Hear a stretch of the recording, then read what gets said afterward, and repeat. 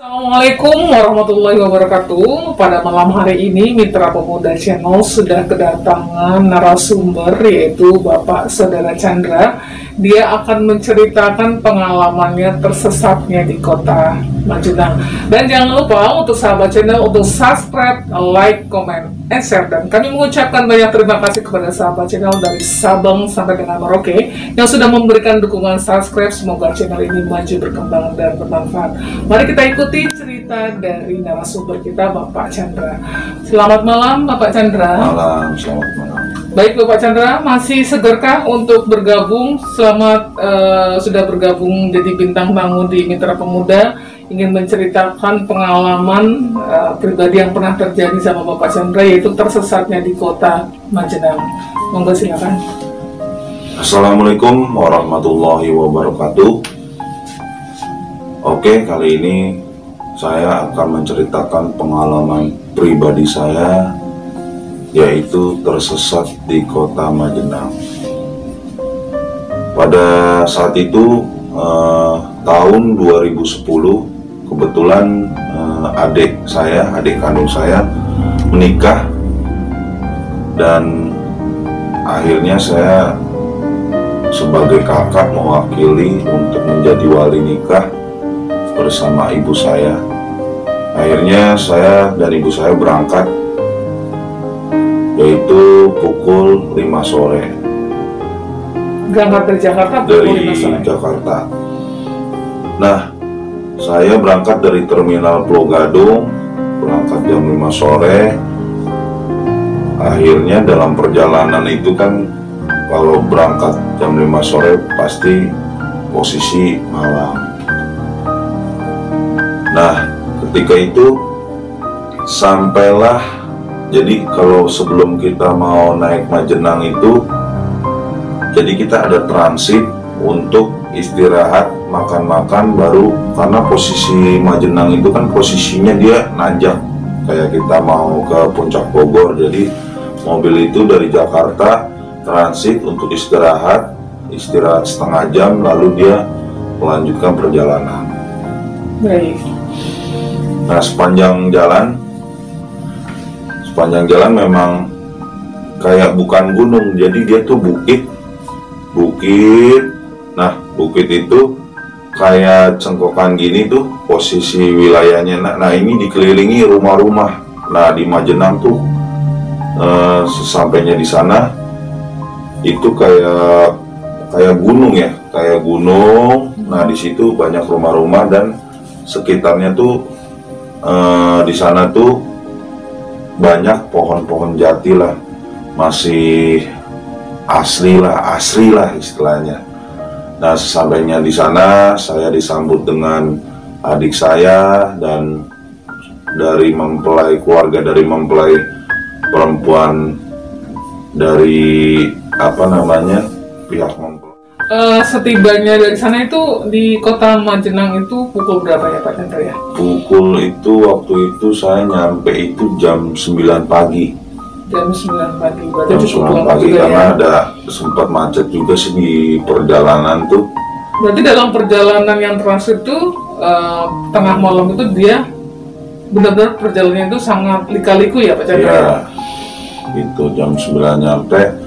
Nah, seperti biasa saya dijamu dari pihak mempelai keluarga, istri lah istilahnya calon istri lah.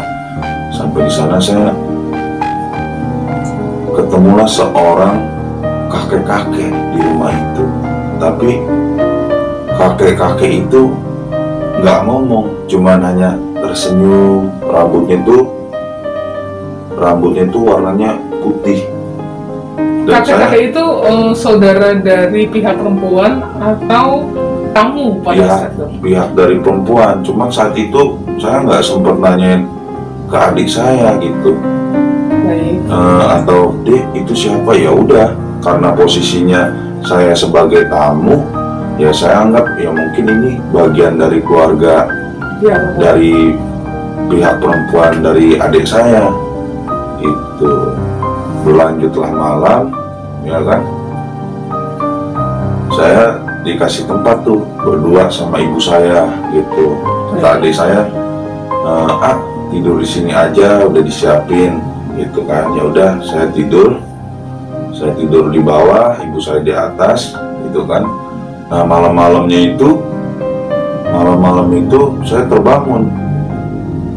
Pas terbangun, wah, saya mau buang air kecil dulu nih. Kebetulan kalau mau ke kamar mandi itu posisinya kita harus keluar. Jadi tempat kamar mandinya itu tidak ada di dalam rumah? Iya, harus sumur lah, karena masih di kampung tuh sumur. Ketika saya mau nimba itu, krek saya mau timba. Sekitar jam berapa Pak Chandra? Itu sekitar setengah 3 malam lah. Itu saya mau buang air kecil. Nah keluarlah dari kamar mandi itu kakek-kakek yang saya temuin pas saya tadi baru nyampe jam 9. Yang ditemukan jam 9 jam tadi. 9 gitu. Dia sama posisinya ketika itu, dia rambutnya putih, dia cuma bilang tersenyum sambil menundukkan kepalanya. Saya juga balik juga, senyum juga. Dan Pak Chandra itu sempat tidak berbicara dengan ibu ataupun dengan sana keluarga di sana, sempat tidak menanyakan ketemu dengan kakek-kakek pada saat pagi hari ya jam 9, itu tidak pernah cerita pingin tahu dengan kakek-kakek ini siapa, berarti belum tahu dan belum menelusuri ya. Baik Pak Chandra, setelah jam 3 malam Bapak Chandra menemukan lagi kakek-kakek itu, bisa diceritakan lagi kepada sahabat channel? Nah akhirnya memandang saya juga ikut memandang. Dia tersenyum, ya saya tersenyum gitu. Cuman gak ada kata-kata pada waktu saat saya di sumur itu. Akhirnya saya masuk ke kamar lagi. Saya sempat berpikir, itu siapa? Sampai saya mau tanyain, besok lah saya tanyain sama adik saya, kakek-kakek itu siapa, udah ketemu 2 kali. Cuman liatin saya tuh tersenyum. Berlanjut pagi dengan kesibukan mempersiapkan pernikahan, ya kan. Akhirnya saya juga lupa buat nanyain tuh sosok kakek-kakek itu siapa. Itu yang udah ketemu 2 kali. Dan pas hari acara itu, kakek-kakek itu tidak ada. Gitu kan, kakek-kakek itu tidak ada. Ya udah, akhirnya berlanjut adik saya, ya kan, adik ipar saya, ya kan, akhirnya sah menjadi suami istri, ya kan. Akhirnya datanglah sore, gitu kan, datanglah sore. Nah kebetulan 2010 itu memang saya berniat dari situ itu mau ke tempat istri saya, daerah Pekalongan pada saat itu. Karena kan posisinya lebaran tuh, lebaran berapa hari lah, 5 hari kalau nggak salah kan. Nah pada sore itu saya bilang sama adik saya, Dek, pinjam motornya dulu Dek, buat nanti ke mana, ke Pekalongan buat lebaran sama istri saya. Karena kan dari Majenang kalau kita tinggal turun kan itu udah ke Purwokerto. Nah nanti dari Purwokerto tuh Tegal, Brebes, nah sampailah ke Malang. Nah kata adik saya, udah katanya gitu, besok pagi aja gitu, besok pagi aja pulangnya. Enggak deh, soalnya ditungguin gak enak gitu, namanya sama istri kan gitu. Akhirnya saya dikasih pinjam. Nah saya tuh dianterin sama saudara dari adik ipar istri saya. Baik Pak Chandra, pada saat Pak Chandra pulang menuju kedatang ke kota Pekalongan, berarti ibu tidak ikut ya? Atau ibu ikut pulang ibu juga? Ditinggal di situ buat nemenin adik saya. Berangkat bersama dengan ibu, pulang sendiri ya? Pulang sendiri, pinjam motor adik saya gitu. Nah pas saya udah siap-siap gitu, dengan diantar sama adik saya kebetulan setengah 5 atau jam 4 sore waktu itu saya diantar. Nah, pas saya udah manasin gitu, pas mau saya ke kamar mandi, ya kan, saya ketemu kakek-kakek itu lagi. Berarti yang untuk ketiga kalinya Ketiga kalinya. Nah, cuman ada yang berbeda. Untuk ketiga kalinya dia ngomong. Baik. Ya kan? Apa yang dibicarakan dengan bapak kakek-kakek tua? Dia cuma ngomong kayak gini. Mas, mendingan pulangnya besok aja. Gitu kan. Baru saya jawab, oke. Atau mbah, waktu itu saya juga lupa juga, mbah, soalnya saya menemani saya besok aja. Kayak gitu kan, besok aja. Maaf mbah, saya harus jalan gitu. Kamu dibilangin sama orang tua. Maaf mbah, saya harus pulang. Jadi sempat melakukan dialog singkat. Iya, sama kakek-kakek itu. Dan Pak Chandra pun belum sempat menanyakan keberadaan kakek-kakek itu kepada pihak keluarga dari Majenang. Iya. Baik Pak Chandra, dilanjutkan lagi. Kebetulan motor udah saya panasin, saya bilang sama saudara dari adik ipar saya yang nganter saya, ya udah, ayo berangkat. Saya bilang kayak gitu, berangkatlah. Jadi saya dari Majenang itu saya dianterin sampai turun untuk ke arah Purwokerto. Jam berapa itu Pak? Itu saya berangkat kalau nggak jam 4, setengah 5. Nah turunnya aja. Dari itu, jam 4 dari kota Majenang, dari tempat adiknya Pak Chandra ya. Nah itu saya sampai turun ke Purwokerto itu saya masih ingat persis itu jam setengah 7 habis maghrib tuh. Akhirnya saya pamitan sama saudara dari istri adik ipar saya, pamitan. Ya udah, makasih oke, gitu kan. Akhirnya saya jalan. Dikasih tahu petunjuk kalau memang mau ke arah Tegal itu lurus, ya kan, lurus. Nanti ada pertigaan belok kiri. Ya selanjutnya ketika saya udah dilepas untuk naik motor, saya mengucapkan baca bismillah, jalan, ya kan. Saya ingat kata-kata kakek-kakek yang rambutnya putih itu kakek-kakek itu kenapa lupa ya nanyain gitu ke adik saya itu saudara atau gimana. Ya udah, sepanjang perjalanan karena waktu itu banyak jalan ditutup karena lebaran, rekayasa istilahnya lalu lintas lah sama polisi, saya diarahkan alternatif. Nah, saya ada tulisannya ke kota Tegal. Baik. Gitu kan. Nah saya masuk ke jalan alternatif, masuklah ke gunung. Awalnya rame ketika jam 8 malam, saya ikutin jam 9 sampai ketemu pom bensin, ya kan ya. Terus ada arah alurnya gitu kan, mau arah Tegal sampai ke Brebes, saya ikutin jalurnya, rame.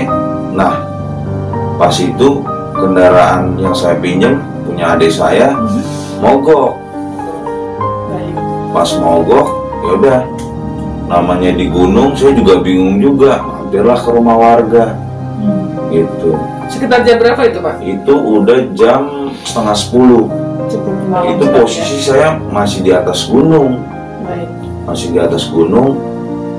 Nah ketemulah sama warga di sana, Mas, kalau mau ini mendingan besok aja, gitu kan.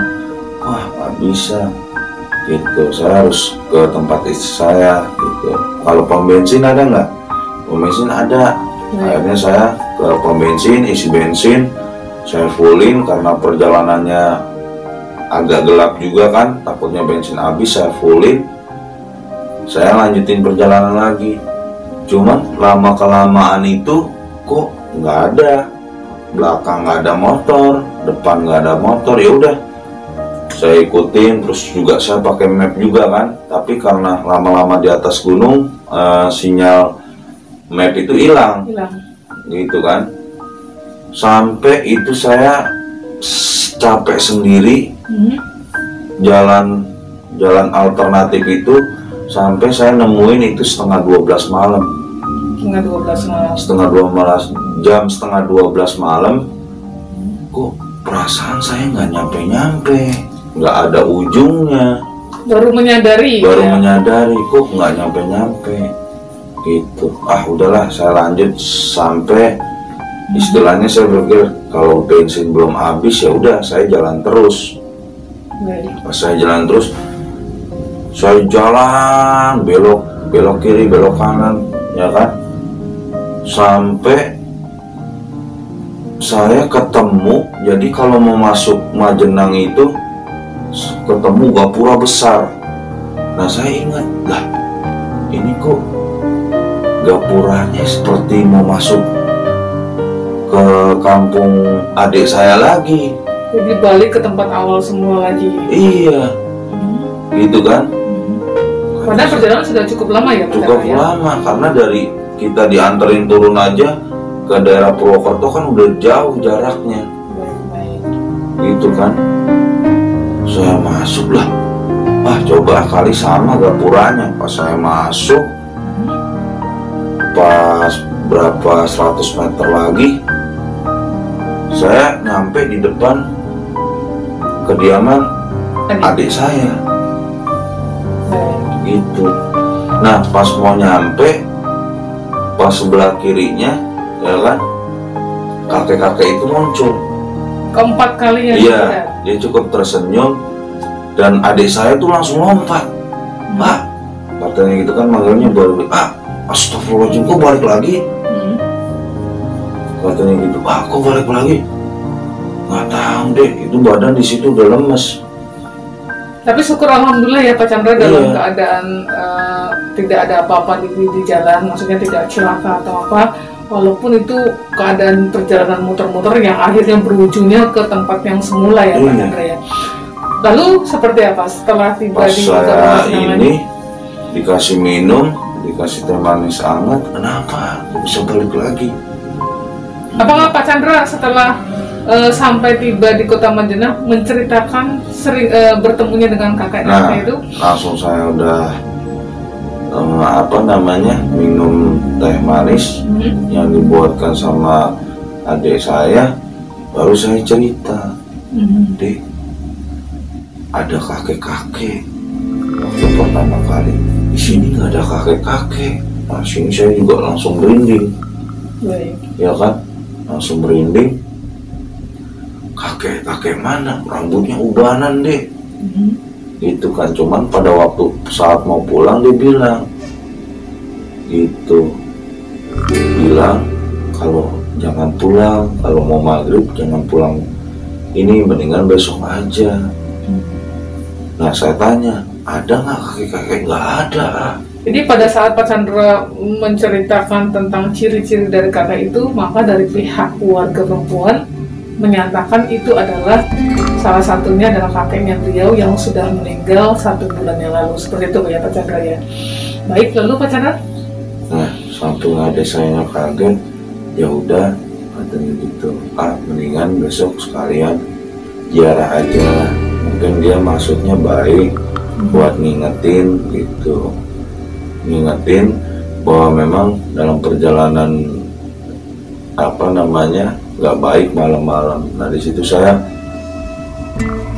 penasaran sampai kok nggak muncul lagi. Ketika saya udah balik di situ, pas besoknya saya mau ziarah ke makam kakek itu, ya udah istilahnya saya minta maaf juga ke makam itu. Ya kalau saya ada salah ya saya maafkan, tapi alhamdulillahnya saya berpikiran positifnya, ya mungkin kakek itu ada benarnya melarang saya buat pulang istilahnya dalam keadaan malam itu. Dan alhamdulillahnya saya memang tersesat ya kan, sampai bolak-balik. Alhamdulillahnya saya masih bisa dipulangin ke tempat semula gitu, biarpun saya tidak tidak sampai tujuan gitu. Baik, biasanya kalau tersesat itu kan kita mengalami berhenti start di tempat yang kita banyak cerita-cerita orang pada saat disesatkan oleh makhluk halus atau makhluk gaib. Itu biasanya kita ada tiba-tiba sadar di tengah kuburan gitu. Kalau ini Pak Chandra pengalamannya itu tersesat tetapi dia dikembalikan ke posisi semula di keluarga dari Ibu Ayu gitu ya Pak Chandra. Baik Pak Chandra, bisa lagi disampaikan ceritanya kepada sahabat channel? Ya mungkin itu aja ya, saya berpesan kalau memang kita mau berpergian ya, atau datang ke tempat atau bertamu ke tempat manapun ya, sebaiknya istilahnya pamitan dulu. Dan kalau bisa perjalanannya itu kalau dari daerah lah, dari kampung-kampung atau pegunungan, mendingan istilahnya mendingan pagi-pagi, jangan sebelum maghrib atau habis maghrib kita baru jalan. Itu alangkah baiknya seperti itu. Itu sih pengalaman saya itu, alhamdulillahnya saya bisa selamat sih gitu. Baik, terima kasih Pak Chandra, ceritanya cukup sekali menarik. Kita malam hari kedatangan narasumber yang menceritakan tentang tersesatnya di Kota Majenang. Cukup sekali, saya cukup merinding karena pertemuannya beliau dengan kakek tua hampir 4 kali. Dan ternyata itu adalah memang tidak ada di tempat Majenang, tapi beliau adalah salah satu kakek yang sudah meninggal 1 bulan yang lalu. Dan syukur alhamdulillah Bapak Chandra pada saat diputar-putar di Kota Majenang itu dikembalikan lagi di Kota Majenang ya Pak Chandra, dan dalam keadaan sehat, tidak celaka. Itu puji syukur alhamdulillah. Baik Pak Chandra, terima kasih atas ceritanya yang luar biasa, bisa berbagi cerita dengan sahabat channel di rumah. Pastinya sahabat channel pun ada suatu pesan singkat tadi dari Bapak Chandra ya, kalau kita mau berpergian ya sebaiknya jangan, kalau pulang itu jangan terlalu malam karena itu sangat membahayakan. Baik sahabat channel, sebelum kami mengakhiri, jangan lupa untuk subscribe, like, comment, and share. Wabillahi taufiq wal hidayah. Wassalamualaikum warahmatullahi wabarakatuh.